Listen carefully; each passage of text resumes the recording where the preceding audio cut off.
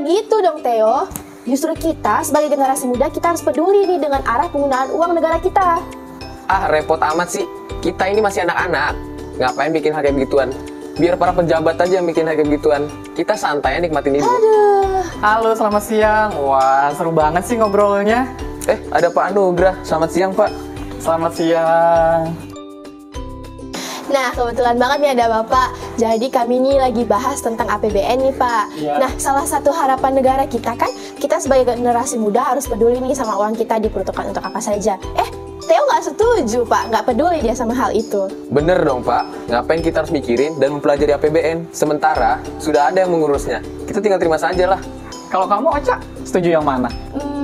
Sebenarnya masih ragu sih, Pak. Karena jujur aja, Ocha masih belum utuh memahami APBN itu apa.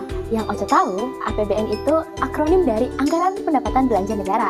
Sementara makanya, APBN itu merupakan rencana keuangan tahunan pemerintah Indonesia yang disetujui oleh Dewan Perwakilan Rakyat.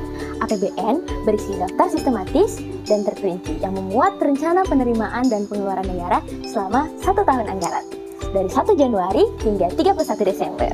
Nah terus Pak, sebelum APBN disahkan, dibuat terlebih dahulu rancangan Anggaran Pendapatan Belanja Negara atau RAPBN, disusun oleh Menteri Keuangan.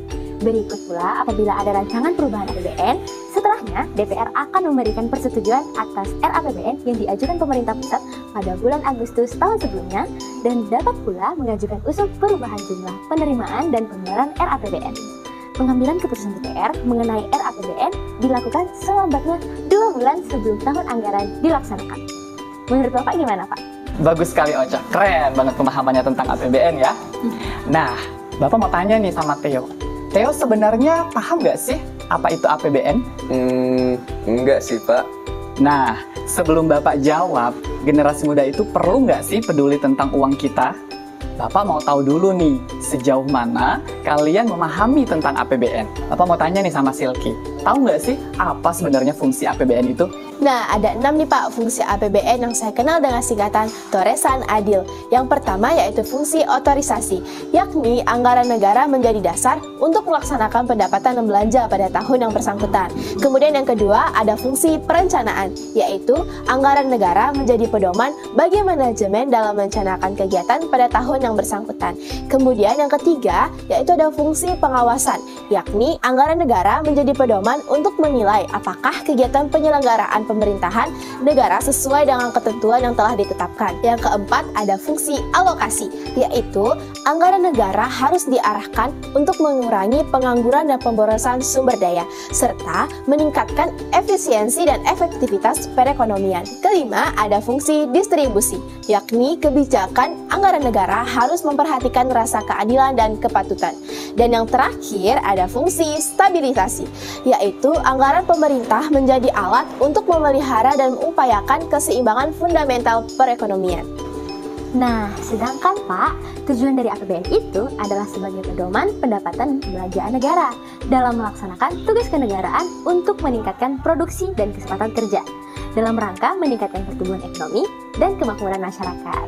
Luar biasa. Jadi, ada 6 fungsi APBN yang perlu kita ketahui. Sementara, struktur APBN itu sendiri terdiri dari pendapatan negara, belanja negara, keseimbangan primer, surplus atau defisit negara, dan pembiayaan anggaran. APBN itu terdiri dari 3 komponen utama, yaitu anggaran pendapatan, anggaran belanja, dan pembiayaan. Lalu, sumber pendapatan negara sendiri itu dari mana ya, Pak? Saya tahu. Nah, jadi sumber penerimaan negara itu berasal dari pajak, hibah, dan penerimaan negara bukan pajak atau PNPB. Bener nggak, Pak? Bener banget. Pajak itu berasal dari pajak penghasilan, pajak pertambahan nilai, cukai, bea masuk dan bea keluar, pajak bumi dan bangunan, serta pendapatan pajak lainnya. Sedangkan dari unsur PNBP itu berasal dari sumber daya alam migas, pendapatan kekayaan yang dipisahkan, pendapatan badan layanan umum, sumber daya alam non-migas, dan PNBP lainnya.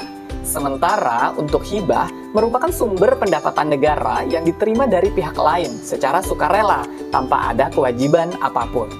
Perlu kalian ketahui bahwa sampai dengan 31 Agustus 2023 kemarin, jumlah pendapatan yang kita peroleh alias uang kita itu sebesar 1.821,9 triliun rupiah. Nah, berarti kalau sudah ada pendapatan, berarti ada pengeluaran dong, Pak. Betul sekali, namanya belanja negara. Di sini ada yang tahu nggak uang kita itu dibelanjakan untuk apa saja? Tahu Pak, yang pertama untuk pendidikan, kesehatan, perlindungan sosial, infrastruktur, ketahanan pangan, pariwisata, dan juga bidang TIK. Ocha pernah lihat Pak di Reels Instagramnya Kemenkuri. Beberapa contoh dari penggunaan uang kita ini adalah pembangunan iuran BPJS bagi rakyat yang kurang mampu, program penanganan stunting, bantuan alat dan mesin pertanian, subsidi pupuk, program Kartu Indonesia Pintar untuk kuliah, tunjangan profesi guru di daerah, pembangunan jalan, jembatan, bendungan, pembangunan beragam infrastruktur pendidikan seperti gedung kuliah, laboratorium, perpustakaan, dan tentunya masih banyak lagi. Oh iya Pak, saya masih bingung nih.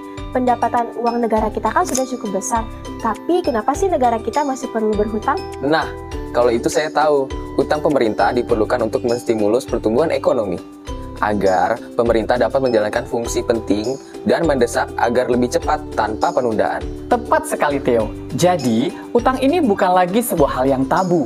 Semua negara, baik berkembang maupun maju, dengan jumlah pendapatan per kapita besar maupun kecil, pasti juga memiliki utang dengan tujuan yang sama, yaitu untuk mempercepat pembangunan di negaranya.